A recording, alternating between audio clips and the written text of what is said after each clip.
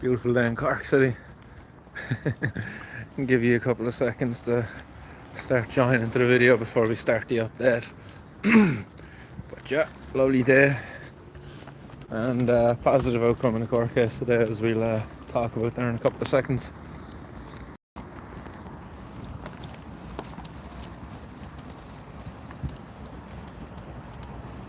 But yeah, I suppose for fear of just been walking here silently waiting for a few people to jump on board, so we'll start and people can watch back as they get the opportunity to later on. Just leaving the city after being in court today for the Valentine's Day protest back on Valentine's Day 2021, 14th of February that is, in case you don't know when Valentine's Day is. It's coming close, lads. Hope you're all prepared out there, you know. It's always the lads who are running around there on the 13th, trying to get their last minute presents. But yeah, so on the 14th of February back in 2021, I engaged in a civil disobedience protest at the time. Little Collins, that they were after going through a couple of raids, so I was a bit annoyed about that. So I believe I dedicated that protest to Little Collins. Justice for Little Collins, I believe, was the hashtag we were using at the time. Also, obviously, Alicia Maher, I believe Talk to Vera was going at that time as well, so in support of Vera and her daughter Eva. So there was a number of people that protest was done in support of. Up in front of the judge today, after being in the court, 3 times already now. This has been the 4th time back in court for this case. And the guard got up to present the evidence, stated that there was 9 wraps of cannabis. I thought it was 10. I think 1 disappeared maybe. All jokes aside, they said 9.1 gram wraps of cannabis were handed in, along with 1 small cannabis plant. I'm going to cross the road here before they get knocked down. But the cannabis plant, they stated then, it was immature. It wasn't mature enough to value, so there was no value given for the cannabis plant, but for the cannabis that I handed in, they valued that at €20. So that was pretty much the evidence that was given in by the guard. The young man who I handed the cannabis to, I say young man because the guard caught up with me there before the court, and he jokingly said, and he goes, "And you said I was 40 in the video." He goes, "I was only 39. So that was cool to know that he was after looking back at the video. Maybe he was gathering evidence, who knows. But I don't believe I said anything bad about him. If I did, I apologise. Maybe I was a bit annoyed on the day, but no, I think you were alright to deal with. Rose was a pleasure to deal with. I think there was another guard I met afterwards, a little bit older again, who was maybe a bit more crankier, but I don't believe that was you. You're really nice today anyway if you're watching this video back. But I suppose that's been something that's recurring within this experience of following through in these cases with civil disobedience. When I've been brought into the Garda station, like these guys are like, they're welcoming, they're polite, you know, they're really nice. And when you actually get talking to them, for some strange reason, when you engage in civil disobedience, it seems to, I don't know, allow the guards to, I don't know, let their guard down, so to speak, let you see the human behind there. They engage with you and they talk with you. I don't know, it's much different, my experience, when I get stopped and searched by them at the side of the road and they catch you with something that way. There's a barrier up there then when they're dealing with you, but when you go in yourself and you give the plant, when you give the cannabis, I don't know, I think it disarms them somehow, I don't know. But that's been my experience. They've all been fucking really nice to me, in fairness. None of them have ridiculed me, none of them have been anyway like negative towards me, and in fact the experience has been quite the opposite. Most of them have been like, fair play for what you're doing, I hope you achieve what you're going after. It'll certainly make our job a lot easier. Even met another guard there in the office as I was putting in the paperwork for the appeal, and we'll kind of get to that. But he was saying the same thing. He was like, best of luck at what you're doing. He said, because seems like I disconnected there for some reason. That's just walking and talking. Maybe it's down in between some buildings there. Coverage probably isn't as great as what it should be. I'm just seeing some messages coming in there as well. Pad Whelan, what's happening? Eds are out there in the audience as well. What's happening, Eds are? But yeah, look, there's enough of you there. Let's get stuck into the case anyway. So the guard gave his evidence, which is fine, €20 worth of cannabis heard, one plant which they didn't give you value for. Then I got to take the stand. But first I asked the guard, did the forensic science Ireland analysis indicate the level of THC in the cannabis, which he answered no, it didn't. And I said no further questions, Your Honour. So that was my job as a defence solicitor, as my own legal representative. That was me done there. The next up is I got to put myself into the witness box, and I got to give my own my own defence. And I hope I gave myself a good defence. At least Cassidy Strugas, who was there with me anyway, he said, yeah, you spoke very well, you done great. Basically what I said to the judge is I told her about the fact that I was first before the courts at the age of 18 for a charge of possession of cannabis. That's just how I started it off. I said I feel now like I did then, and that's that I don't deserve to be here, that I've done no wrong, and that the law is wrong and it's creating a victim. And I went on to talk about, that I'm now 33, and since then I've brought 3 kids into the world. And I told her, I'm soon expecting a 4th child to arrive into the world as well. I've been an upstanding father, not tooting my own horn, but I don't think there's many people out there who would criticise me as a dad anyway. I don't think there's any. I've always been there for my kids and all that, so that's definitely not a question.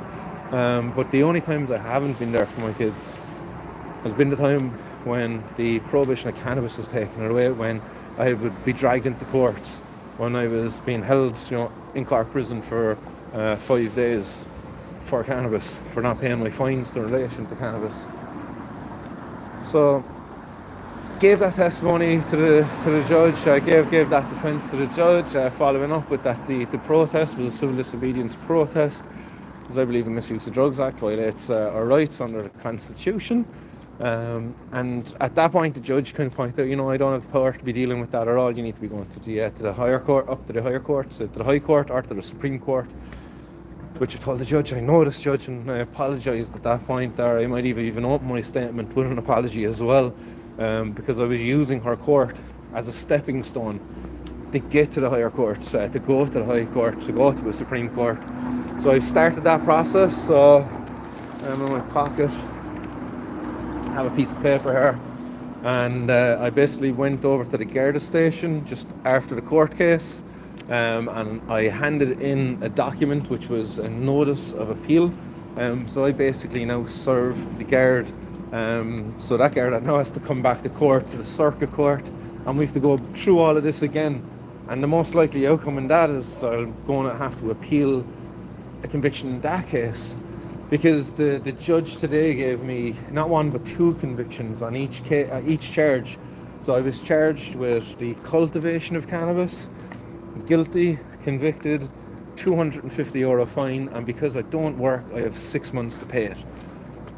When it comes to the charge of possession then, because they didn't do me for supply, interestingly, in this case, but on the charge of possession then, again, guilty, conviction, €250 fine, 6 months to pay it.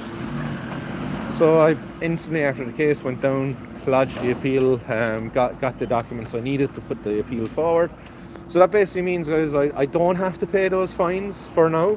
I now go back to court and this gets heard again.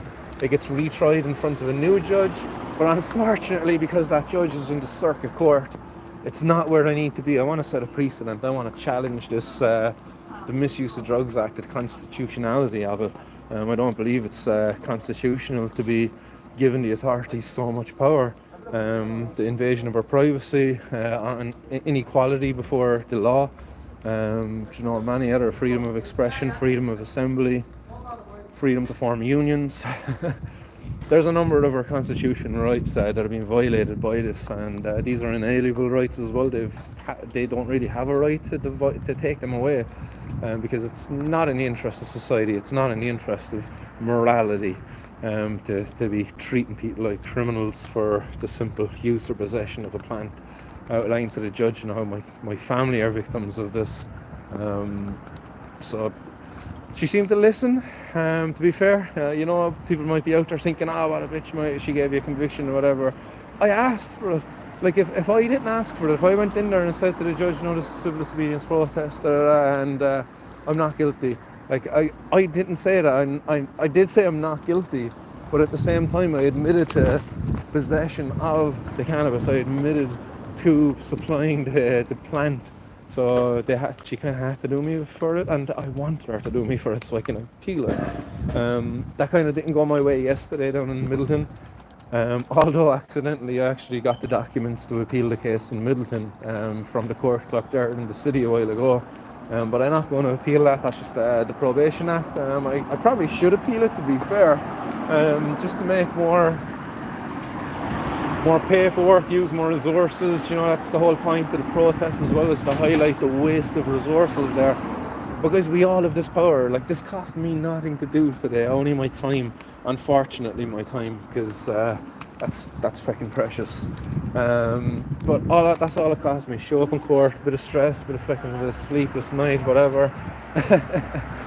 But it didn't cost me a penny. I literally was able to represent myself in court, to say not guilty, to get an opportunity to speak to the judge, call into question the law, to open their eyes to the negative consequences of what it is that they're doing.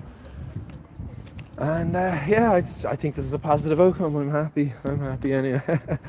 Scanus, what's happening? Tommy Boy, Pat Fennel, what's happening? Serenable, what's going on? Mr. Finnegan says, hey Martin, glad you're still breathing free air, my guy. Keto Allen says, do they have anything better to do? Keith, that's the thing. When I was in there, the guards that I've interacted with, they all agree that they have so many better things that they could be doing. But unfortunately, they don't actually make the laws, kind of what they're saying. And unfortunately, in our situation, the policy makers, the people who actually do make the law, they don't honestly engage with us. Like, they play lip service to things, and they dodge the fucking issue. They don't want to touch it with a 10-foot pole. So that's an unfortunate position we're stuck in, and where, as a citizen in that situation, you've got an unjust law. And I believe we all have a moral obligation to be disobeying that unjust law, to draw attention to it.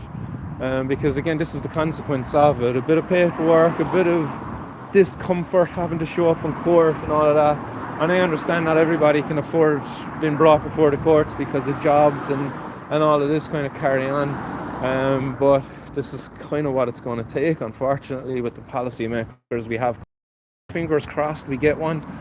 Fingers crossed this government that's currently in power in Ireland doesn't fall apart, as to me it seems like they're only hanging on currently in Ireland by to a thread.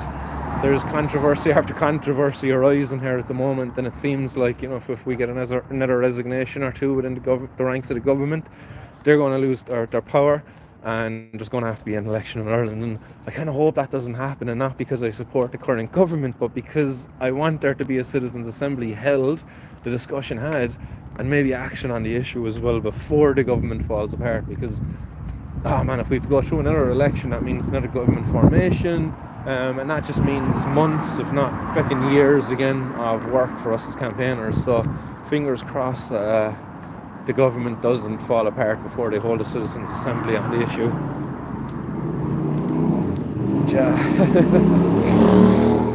Mr. Finnegan says, if you appeal, surely you don't have to pay. Yeah, you don't have to pay nothing. It didn't cost me anything. I basically signed a piece of paper saying that I'll pay €300 if I don't show up in court or something along those lines. At least I believe that's what I signed. Mr. Hillpower, what's happening? He says, well done Martin, blow up all as well. Nice one, dude. Yeah, no complaints there, but everything is it's not too bad.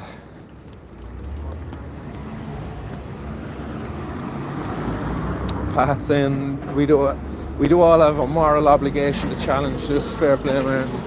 Guys, it's an easy thing to say in court, is not guilty, and challenge it, but just be careful how you challenge it, because if you admit it all to the possession of cannabis, then you're admitting guilt. So be very careful as to how you position yourself. For me, I wanted to admit the guilt to get the conviction and to challenge it, but I done it in the long way. I didn't admit guilt until I gave my testimony and my statement and everything, so at least that was entered into the record, and hopefully, maybe just sinks in with the judge. She seemed like a very open-minded judge, kind fair lady anyway, at least that was my experience with her there today, except the holding me up and leaving me there to deal with last. That was a bit of a pain in the arse, but you know, it is what it is. She called me up like 4 times and was like, wait your turn. It's like, but you just called me, wait your turn. It's like, alright. I had to go, we went for lunch then, and had to return after lunch, so it was a long old day. The boys in the prison service though, the lads held in custody, they were delighted at lunchtime. Boys get their hillbillies. I remember that when I was up in Cork prison, the lads would be heading out for fucking court service or something. They're getting brought in for their case, whatever the case may be. I'll just wait for the bus. But when they were getting brought up to the prison, they were all saying it like, oh, I hope I'm there to lunch by, because we get the hillbillies. They're all hoping that they get kept there a bit longer to get their hillbillies.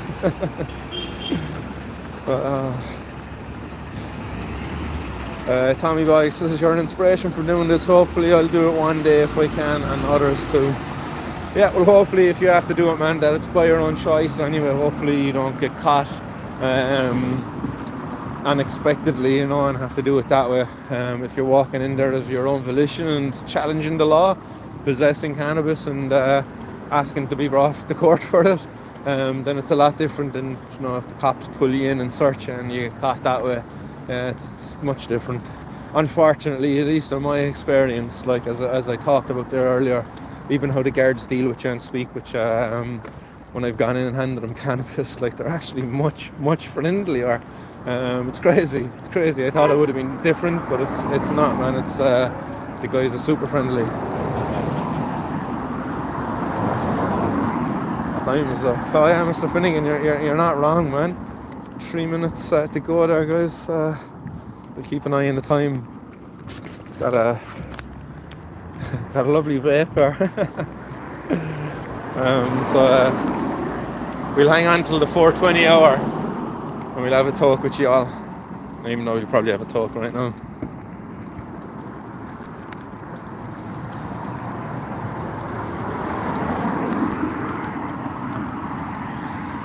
Mr. Finnegan says, yeah, you have a way with the woman, dude. Yeah. Don't let the Mrs. Harry say that.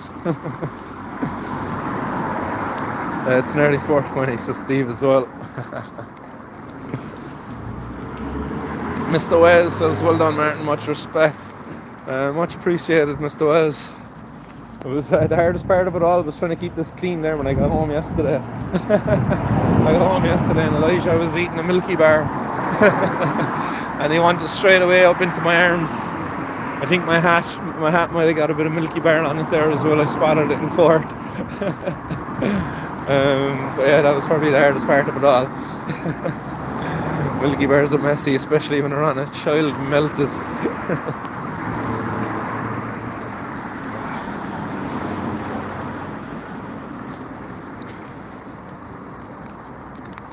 4:18.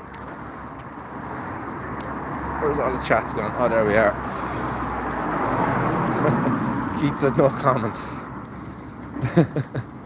But he says earlier, bro, I hope all the community that you have back you all the way. Yeah, well, you know, guys, that's something that could come up down the line. When I get done with the circuit court, I do believe there's going to be fucking a financial aspect of bringing it to the High Court. I believe there's going to be money that's going to have to be raised, but I've no doubt that if I throw up a GoFundMe or something like that there's going to be people out there who'll see an opportunity maybe to challenge the law, challenge the legitimacy, and after bringing it this far, hopefully we don't get held back because of fucking some ones and zeros, you know. What's money at the end of the day if you're going to be fucking locked up behind bars anyway? But yeah, as I said, I've no doubt that a quick GoFundMe thrown up there that we'll be able to cover the cost of any legal expenses of bringing the case to the High Court, or even to the Supreme Court if needed. So that's something that could be coming down the line. Hopefully not anyway, we'll see what happens. Tommy Boy says, oh no, just making sure I can cross this road. The thing that told him me back from a certain civil disobedience on my own is a criminal conviction. Yeah, that's the thing. Doing it on your own is going to be a pain in the arse, alright, definitely. Whoops, make sure I don't get a belt of a car here. Doing it on your own is not an easy thing to do, alright, but this is where we have to kind of come together and do it collectively. Like, I'm a firm believer that if we were to get one joint, literally one joint, tie a string to it. How long is a piece of string? You know, it just depends on how many people you can get to come along and hold it. Because we could effectively get about 100 people, if you know, if possible, to hold the length of string with a joint tied to the other end of it, and we all claim ownership of it. We all get to court for the same one joint. That's an idea I've long had, and I would love to execute someday if I could get enough willing participants. The closest I've come in this mission of mine to get people to engage in civil obedience was down in Dungarvan. That video is up online.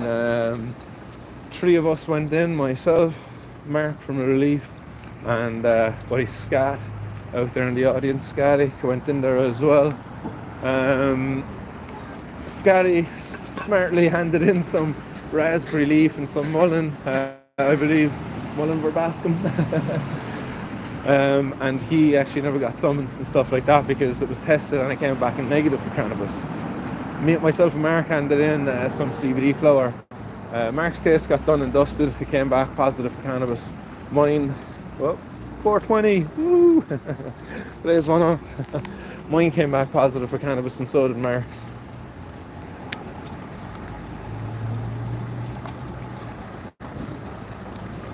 Mark's case was done and dusted as well rather quickly.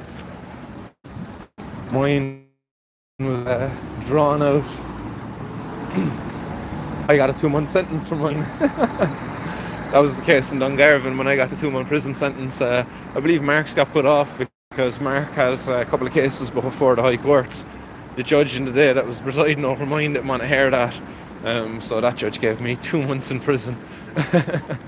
That was actually brought up today in court as well, you know, the fact that I was out in appeal for 2 months, and basically because it's on appeal, the judge was like, well, I didn't hear you talk about that, I have no knowledge of that, and I can't take that into consideration here at all.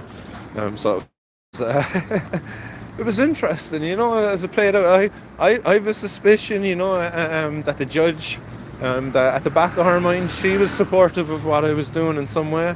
I don't know, I didn't get a very bad vibe off her or anything like that. She certainly received what I was saying well.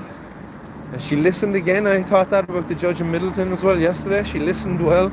Seemed like she was actually listening to what I was saying. So hopefully in some way that these judges go back and start talking within their own circle of friends. You know, this guy was in here and he made a lot of sense in what he was saying. And maybe they, I don't know, do they fucking pull within the government, say to certain people, make things happen, show that there's more of an appetite across the board, not just from consumers, but from even the people fucking, the cogs in the wheel of the justice system, judges, all of those guys. Wait. But yeah, again, just crossing the road here, making sure I look both ways. Tommy Boy says a good way of dealing with a Garda trying to do a drug search is to make a negotiation where you tell the Garda that if you drug search me, let me drug search you. Turn the tables on them. I'm not too sure how much power we have to search the guards and how much, you know, they have to actually respect that. But I get what you're saying, you know, if the guards themselves actually object to the idea of them being randomly drug tested, like that's an ongoing issue within the Garda force. They want to put in random drug testing of guards, but the Garda unions keep blocking it. Why? Because they know a lot of their guards are going to be failing these random drug tests if they're truly random. Do you know? So it's funny, you know, you see that, and they know themselves that's the case as well, that within their own ranks, just people now who not only use drugs but facilitate those who deal drugs as well, and they conspire to and work with large, dangerous organised crime gangs who make enough money that they can afford to buy off a couple of cops, you know. You have to think about the damage being done to the integrity of the guards and stuff like that, when they're upholding our drug laws.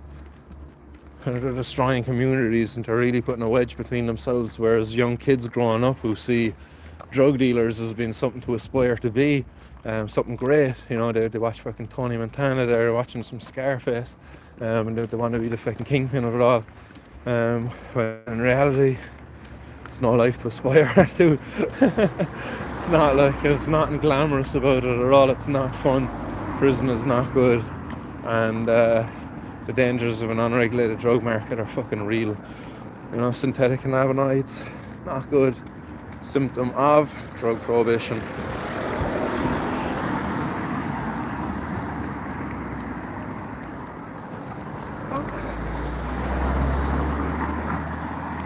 Dahi, what's happening? I see Dahi hopping into the chat there. We don't have a hot box up and running, but I see y'all interacting there anyway in the live chat.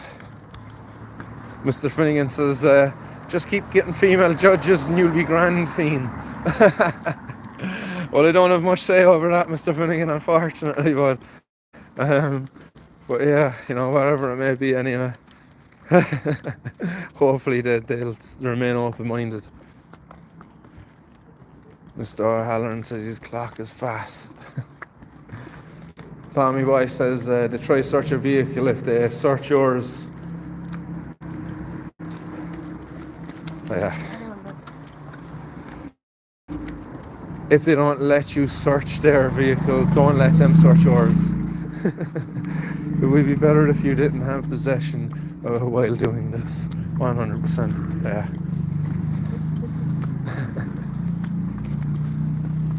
Daniel Gormley, what's happening? Peter Allen says, if we get it through the dial, there'll be no courts. Well, that's the thing, we still have the decriminalisation of cannabis bill that's going to be coming up there in... there's no date for that, actually, now that I think about it, but it's supposed to be kind of debated around the end of February, start of March. That's kind of a date that's been mentioned. Most likely probably sometime in March, but who knows? Who fucking knows? Teresa, what's happening? What's the crack? Gonna have to listen back for the update, but court is done and dusted for today.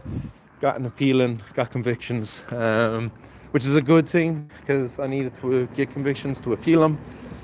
So that's done and dusted now. Have to wait for the date for the appeal. And we're on to the next battle. But that's still only a stepping stone from where I need to be going.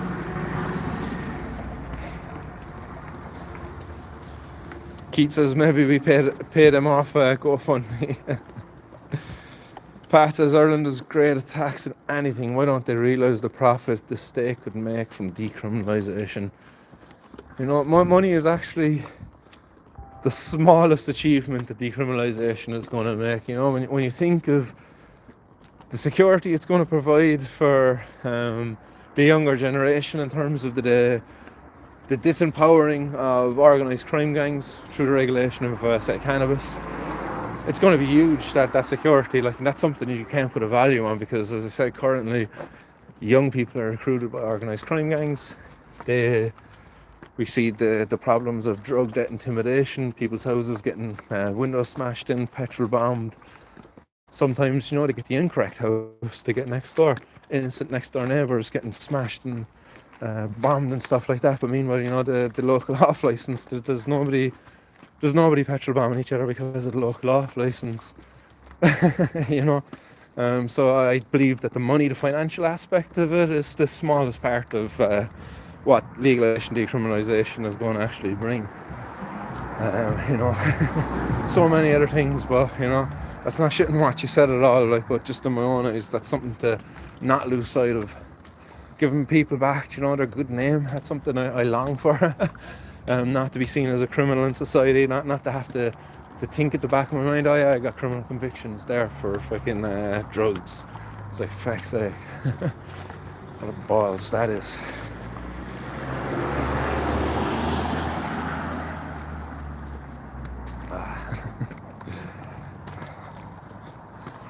But yeah, we'll see what happens, and I'll keep you all updated, guys. As I said, just getting out of the city there now, heading back up to Mikasa. Nice one again to Casas the Drogas for attending the court there today and keeping me company throughout the entirety of the day. That would have been shit to sit there alone to go through that, because one of the cases we were made sit through there, it was absolutely freaking horrible. I had to sit through a case there listening to how a woman got sexually assaulted by her neighbour. And what a horrible thing to do. I'd hate to be a woman in this world and make an accusation like that, because fuck me, that poor girl, like she it was like she was the one on trial. Jeez, I don't really want to get stuck into this as an issue now, but Jesus, after witnessing that today, being a father of 2 daughters, scary to see that, to witness it firsthand as to how the victim, the person making the accusation, was treated by the accused fucking defence, his solicitor. Jeez, I thought I was really wanting the judge to step in one twice to say, she fucking answered your question, stop asking the same question. It was horrible. So I had to sit through that again, it's horrible to listen to the details of some of the stuff that was going on. Wasn't as bad as previous cases, but again, an attempted rape is an attempted fucking rape, like.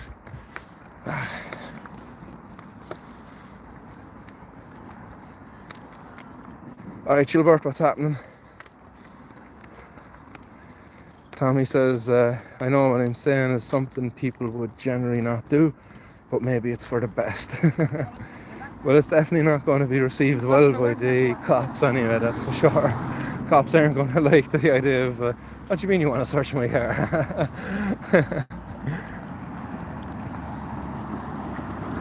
I'm going to be walking down alongside the main road here now, so could get a bit noisier.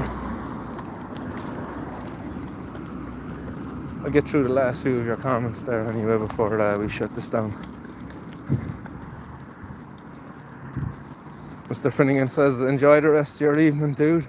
I certainly will, my pal. I might see you later on the CAA chat, yeah? 9 PM, same back channel. Teresa says, I'll watch back when you're done. You're free, happy days. Yeah, free for now. Tommy Boy says, be peaceful and mannerly during this, of course. Yes, definitely, guys. We represent our community when we're kind of out there engaging in activities such as this, so maintain respect at all times. Should go without saying, really, shouldn't it? I don't have any animosity towards the guards, although you might almost want to direct your anger or hate towards them, especially when you're at the side of the road. As I said, fucking a lot of cars flying by there now, so it's going to be annoying. Yeah. But yeah, it can be tough not to direct your anger towards them. Daniel Gorman says, lost faith when you go to our courts, lose faith. Seems like there was an effort there to deflate me alright today, definitely by dragging the case out. Yeah, we'll get home there now soon, surroundable for a bong hit, but until then we have a lovely vape here to hit as we stroll on home.